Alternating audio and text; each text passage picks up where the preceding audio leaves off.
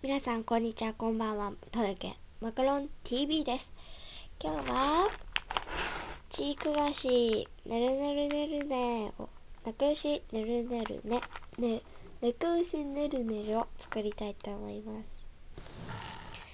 2つの味が楽しめるメロンといちごです。早速食べたいと思います。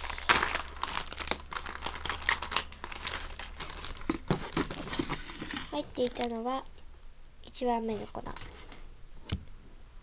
で、いちごの素の1番目で、トッピング2のいちごの素と、あとトッピングかなと2のメロンの素の2番目で、あとスプーンが2つ分ついてきています。はい、あと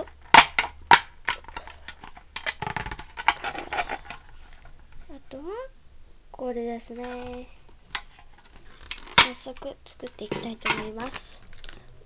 まず1番目のこのメロンの素を丸型のトレーに入れ、水を1杯ですね。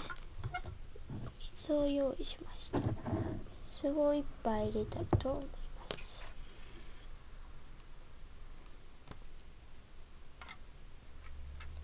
でメロンの粉1番を入れます。パラパラパラパラと入れ、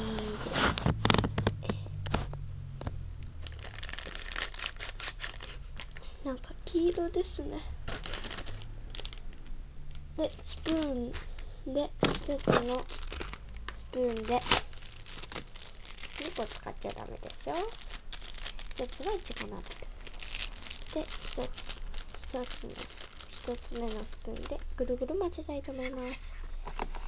ぐるぐるぐるぐるぐるぐるぐるぐる。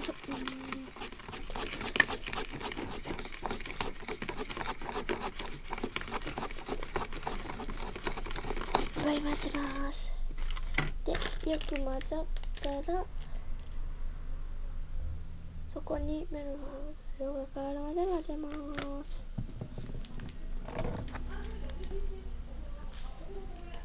はい、これ入れます。はい、入れたいと思います。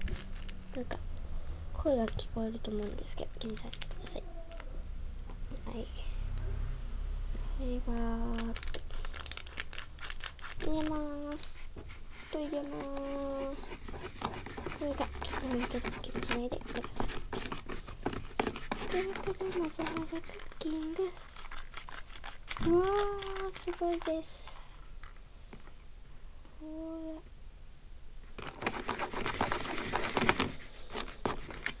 でまた同じですね。いちごも普通に2番と1番合体させよう。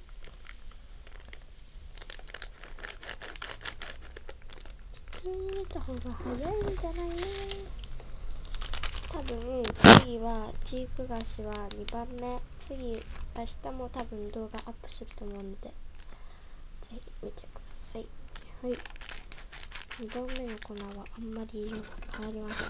1番と2番同時に入れました。失敗するかな。失敗するかなって、ちょっと。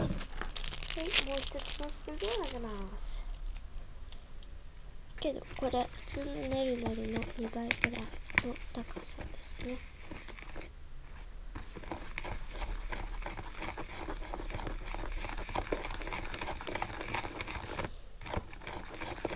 はい、できました。次は後編に続きます。後編見てください。ご視聴ありがとうございました。